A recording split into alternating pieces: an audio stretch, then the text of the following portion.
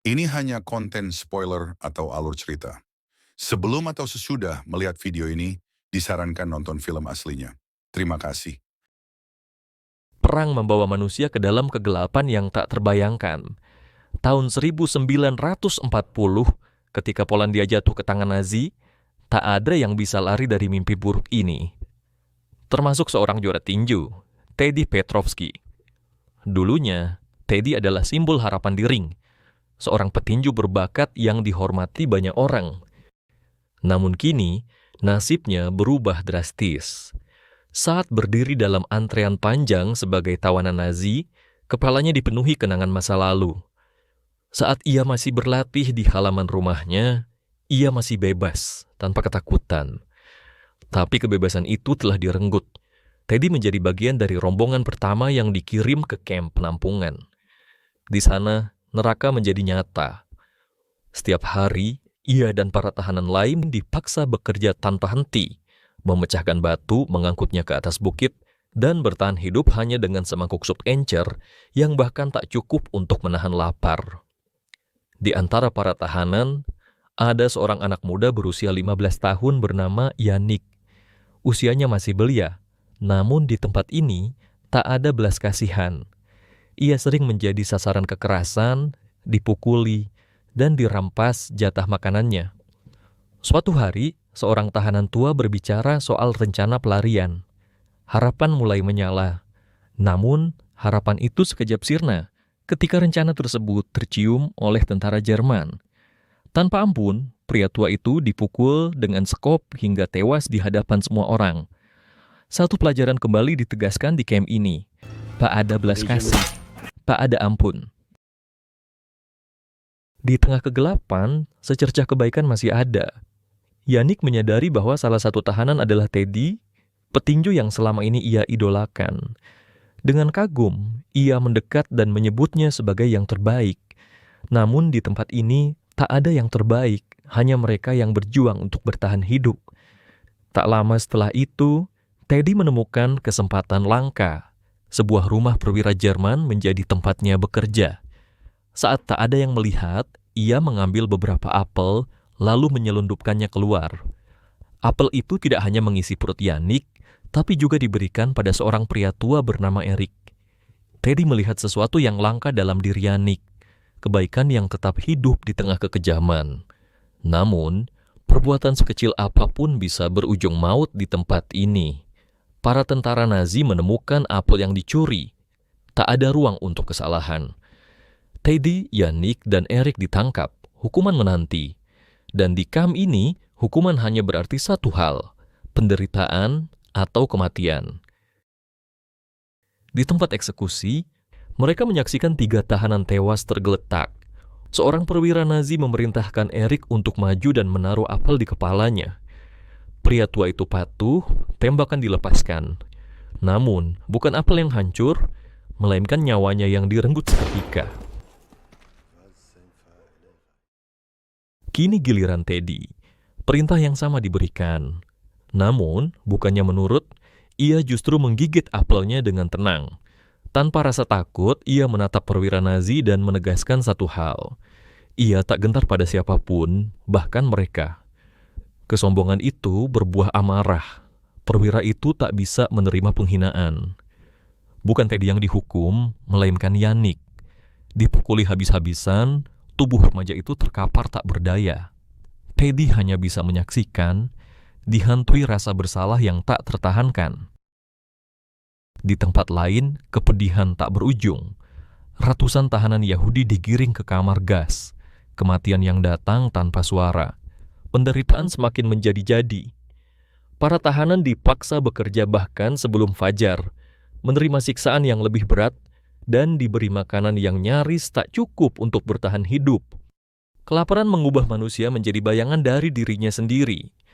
Saat seorang tentara Nazi melemparkan sepotong makanan ke tanah, para tahanan yang kelaparan berebut seperti binatang. Tentara itu terhibur. Ia melemparkan lebih banyak, menonton mereka bertarung demi sesuap kehidupan. Namun, situasinya berubah. Mereka ingin melihat lebih banyak hiburan dan memanggil Yannick untuk bertarung. Teddy segera mencegahnya.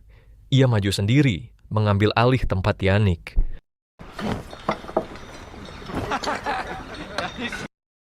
Aksi itu menarik perhatian seorang perwira Nazi yang juga pernah menjadi petinju. Merasa tertantang, ia menantang Teddy dalam sebuah duel.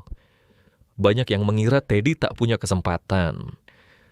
Namun, satu pukulan keras dari tangan sang juara mengubah segalanya. Dan di tengah keheningan, sesuatu yang tak terduga terjadi. Teddy mendapatkan rasa hormat dari musuhnya. Teddy mendapatkan makanan layak sebagai hadiah atas kemenangannya. Namun, alih-alih menikmati sendiri, ia berbagi dengan para tahanan lain, terutama Yannick, yang semakin lemah akibat demam dan batuk. Melihat kondisi Yannick memburuk, Teddy merasa tak berdaya. Dengan satu-satunya hal yang ia miliki, kemampuannya sebagai petinju, Teddy mendekati perwira Nazi yang sebelumnya ia lawan. Ia memohon bantuan, dan perwira itu setuju, tetapi dengan satu syarat, Teddy harus melakukan apapun yang diperintahkan. Kesepakatan ini membawanya ke hadapan para perwira Nazi yang lebih tinggi. Perwira itu mengusulkan ide untuk mengadakan pertandingan tinju di kamp sebagai hiburan. Awalnya, mereka menertawakan gagasan tersebut. Bagaimana mungkin seorang tahanan kurus seperti Teddy bisa bertarung? Kesepakatan pun dibuat, Teddy akan bertarung demi hiburan mereka. Setiap kemenangan memberinya makanan dan air tambahan. Sebuah keuntungan yang tidak dimiliki tahanan lain. Keesokan harinya, pertandingan pertama berlangsung. Teddy dengan mudah mengalahkan lawannya, membuat para perwira Nazi terkejut. Bahkan seorang anak kecil Jerman yang menonton tampak terpesona dengan kehebatannya. Sebagai hadiah, ia mendapatkan makanan lebih banyak serta dipindahkan ke kandang kuda, di mana pekerjaannya lebih ringan dibanding tahanan lain. Selain bisa beristirahat, ia juga diberi sarung tangan tinju untuk berlatih. Selain itu, ia mendapatkan hak istimewa langka, akses ke ruang medis. Di sana, seorang perawat dengan diam-diam memberinya obat untuk Yannick, serta persediaan tambahan untuk penyakit lainnya. Teddy kembali ke bangsal perawatan dan menyerahkan obat kepada Yannick. Tak hanya itu, ia juga memberikan sisa obat kepada seorang petugas kesehatan, berharap bisa menyelamatkan lebih banyak tahanan yang sakit. Seiring waktu, kondisi Yannick membaik. Teddy bahkan berhasil mengatur agar remaja itu dipindahkan ke rumah sakit sebagai pekerja. Dengan begitu, Yannick terbebas dari kerja paksa yang melelahkan dan memiliki kesempatan untuk menjaga kesehatannya. Selama di rumah sakit, Yannick bertemu dengan seorang gadis seusianya. Dengan cepat, mereka berdua menjadi teman. Namun, di tempat lain, para tahanan lain terus mengalami perlakuan yang mengerikan. Setiap hari, ratusan dari mereka digiring ke kamar gas, menghadapi kematian tanpa perlawanan. Situasi semakin memburuk seiring berjalannya waktu. Sementara itu, Teddy terus bertarung di ring, mengalahkan setiap lawan yang dihadapkan padanya. Setiap kemenangan bukan hanya memberi harapan bagi dirinya, tetapi juga bagi para tahanan lain. Hadiah yang diterimanya berupa makanan dan obat-obatan, selalu ia bagikan kepada sesama tahanan, mencoba memberikan secercah harapan di tengah penderitaan. Meskipun para perwira Nazi menikmati pertunjukan tinju ini, mereka mulai bosan melihat Teddy selalu menang. Suatu hari, seorang perwira tinggi mendatangi kandang kuda dan memperingatkan Teddy bahwa meskipun saat ini ia masih bisa bertarung, pada akhirnya ia akan kembali ke kerja paksa seperti tahanan lainnya. Keesokan harinya, Nazi mendatangkan seorang lawan baru, tahanan dari kamp lain, lebih besar dan lebih kuat. Dalam pertarungan ini, Teddy terus menghindar. Dengan kecerdikan dan tekniknya, ia berhasil mengalahkan lawannya. Kemenangannya kali ini memberinya lebih banyak hadiah daripada sebelumnya. Dan seperti biasa, ia membagikannya kepada para tahanan. Sementara itu, seorang anak kecil Jerman yang sering menonton pertarungan Teddy jatuh sakit dan didiagnosis mengidap tifus. Anak itu ternyata adalah putra seorang jenderal Nazi. Ketika anak itu meninggal, sang jenderal merasakan kesedihan yang belum pernah ia rasakan. Ironisnya, Pria yang kini meratapi kematian anaknya itu adalah orang yang sama yang tanpa belas kasihan mengirim anak-anak Yahudi ke kamar gas, tanpa pernah memikirkan tangisan atau kehilangan yang mereka alami. Suatu hari, Teddy melihat para tahanan yang telah meninggal dibawa keluar dari gerbang kamp. Matanya dipenuhi rasa bersalah ketika ia melihat tubuh lawannya di antara mereka. Di saat yang sama, para tentara Nazi, dipimpin oleh sang jenderal, mengumpulkan sekelompok tahanan lain dan memerintahkan mereka untuk berbaris. Mereka diperintahkan melepas pakaian, diberitahu bahwa mereka akan mandi. Namun, tanpa mereka sadari, mereka sedang digiring menuju kematian di dalam kamar gas. Para tahanan terus diperdaya dengan kebohongan agar mereka tetap patuh tanpa perlawanan. Namun, kepatuhan tidak selalu bertahan lama. Teman Yanik tertangkap saat mencuri makanan. Sebagai hukuman, ia diseret keluar, dihadapkan pada moncong senapan yang siap melepaskan tembakan. Namun, dalam sekejap, situasi berubah.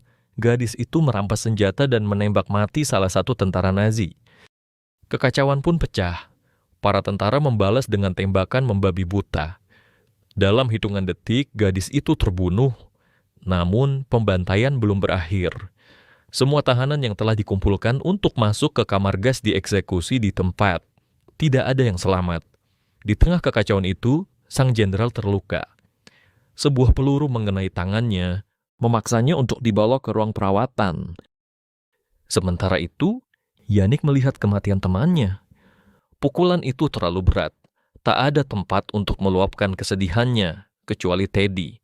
Dengan langkah goyah, ia mencari pria yang selama ini menjadi pelindungnya. Tanpa kata, ia memeluknya erat dan menangis. Namun, kesedihan Yanik belum berakhir. Saat sang jenderal dirawat di ruang medis, pandangannya tertuju pada remaja itu, anak yang begitu dekat dengan gadis yang baru saja dieksekusinya. Tanpa ragu, ia menyeret Yanik ke dalam cengkeramannya, menjadikannya tahanan pribadi untuk disiksa.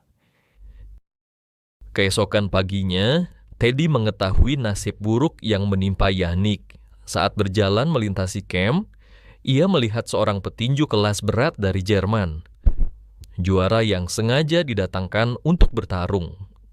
Teddy segera menemui para jenderal dan mengajukan tawaran. Ia ingin bertarung melawan petinju itu. Jika ia menang, Yanik harus dibebaskan. Awalnya, para petinggi tidak memberikan jawaban. Namun, ketika Teddy menegaskan bahwa jika permintaannya ditolak, ia tidak akan bertanding lagi. Mereka mulai mempertimbangkan, tanpa Teddy, hiburan yang dinikmati para prajurit akan berakhir. Akhirnya, jenderal menyetujui tawaran tersebut. Keesokan harinya, pertandingan dimulai sesuai kesepakatan. Teddy memasuki arena untuk menghadapi petinju terbaik Jerman. Lawannya jauh lebih besar dan kuat, namun Teddy tetap percaya diri. Dengan pengalaman dan teknik yang dimilikinya, ia berhasil mendaratkan beberapa pukulan bersih. Melihat seorang tahanan mampu melawan petinju mereka, para perwira Nazi merasa dipermalukan. Mereka tidak bisa membiarkan Teddy menang. Dengan cara licik, mereka memberinya cairan misterius yang membuat tubuhnya lemas dan kepalanya pusing. Di ronde kedua, Teddy berusaha bertahan, tetapi efek cairan tersebut mulai terasa. Tubuhnya melemah, langkahnya goyah, dan pukulannya kehilangan kekuatan. Tak lama kemudian, para tentara menyeret Yanik ke depan arena. Tubuh anak itu penuh luka akibat penyiksaan yang terus-menerus ia terima. Sang jenderal memberikan pilihan kejam kepada Teddy, bertarung melawan Yanik atau melihatnya mati. Teddy dengan tegas menolak. Ia tidak akan pernah menyakiti anak yang telah ia lindungi. Sang jenderal memberikan perintah. Wakilnya segera menodongkan senjata ke arah Yanik, siap menembak. Melihat ini, Teddy tidak punya pilihan. Ia segera meminta Yanik untuk memukulnya. Namun Yanik menolak.